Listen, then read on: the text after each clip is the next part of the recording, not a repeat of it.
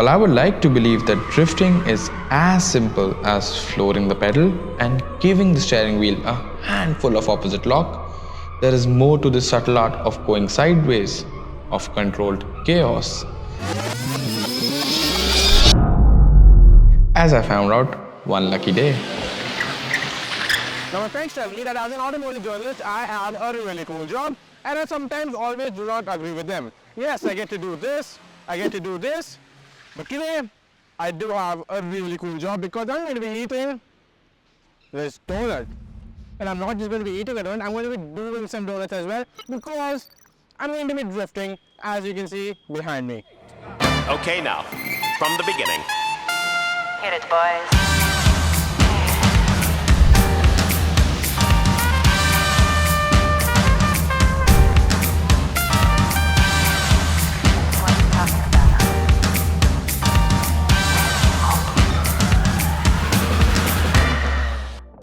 The earliest references of organized drifting come from Japan, a country rife with drifting culture, as we all know from a favorite Fast and Furious film.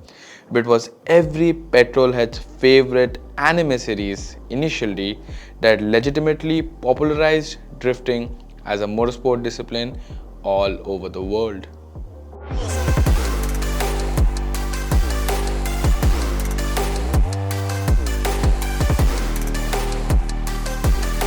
Well, now you must be wondering why I'm standing next to Barbie over here. And that's because, well, Oppenheimer is over there doing his thing.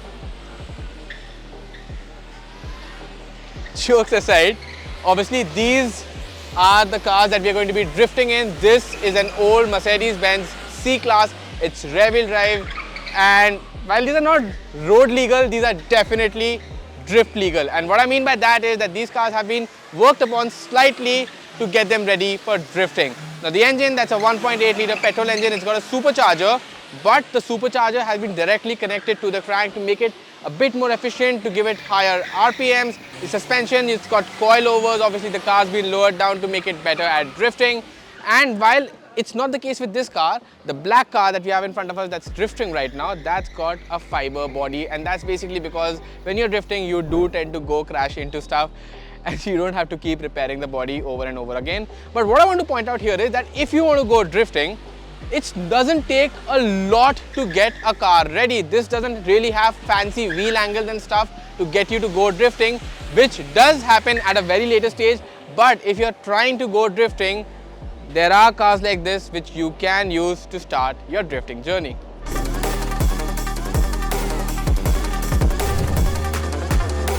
Well, on the inside also, as you can see, the car's been stripped out quite a lot, and that's basically been done to save the weight, just like the fiber body panels. Apart from that, the seats, these have been made bucket seats, and they've been made in-house by Bad Boy Drifts. And the steering wheel, well, that's a Sparker steering wheel, and you've got a manual hydraulic handbrake over here, which is just basically the starter drifting pack.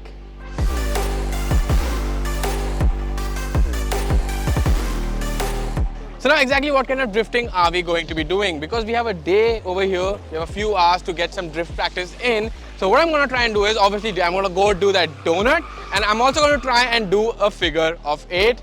And you know what? I'm done talking to the camera. I just want to go sit in that car and start driving now. Sorry, start drifting now. There's a joint on the corner where the big boys play, where the whiskey's running at the river, but they all never come for the booze and bass. I'm the one, I'm the lady that'll rock this place. That'll rock this place. That'll rock this place. Rock this place. Rock this place. Rock this place.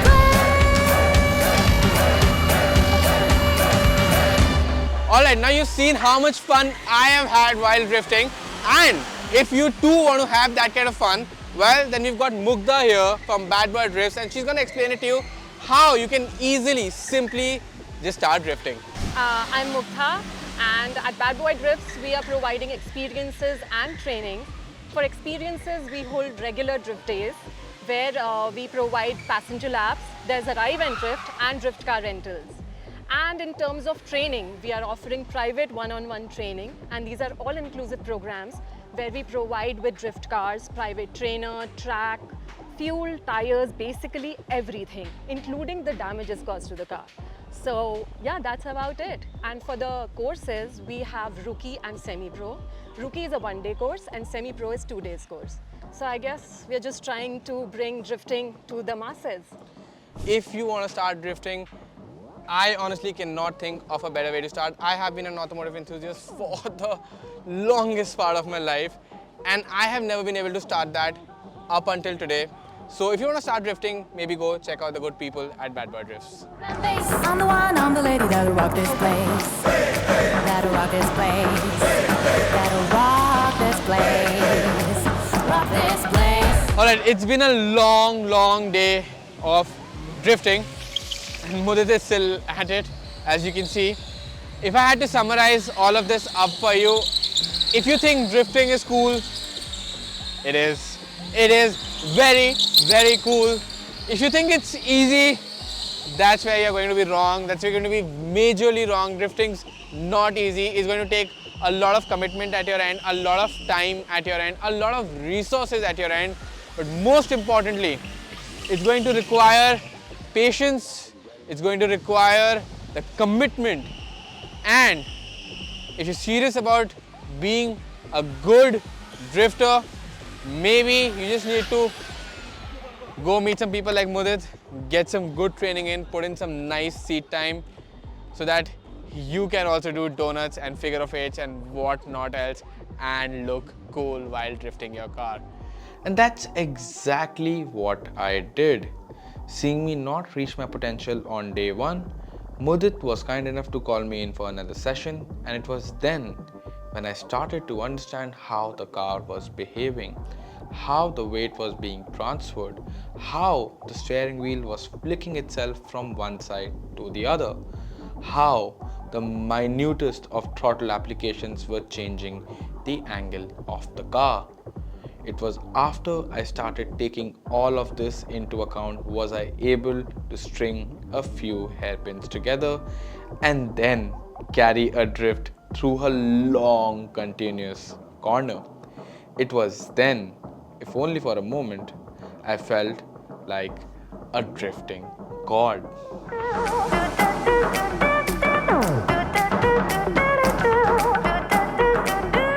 There's a joint on the corner where the big boys play, where the whiskey's running like the river, but they all never come for the booze and bass. I'm the one, I'm the lady that'll rock this place. That'll rock this place.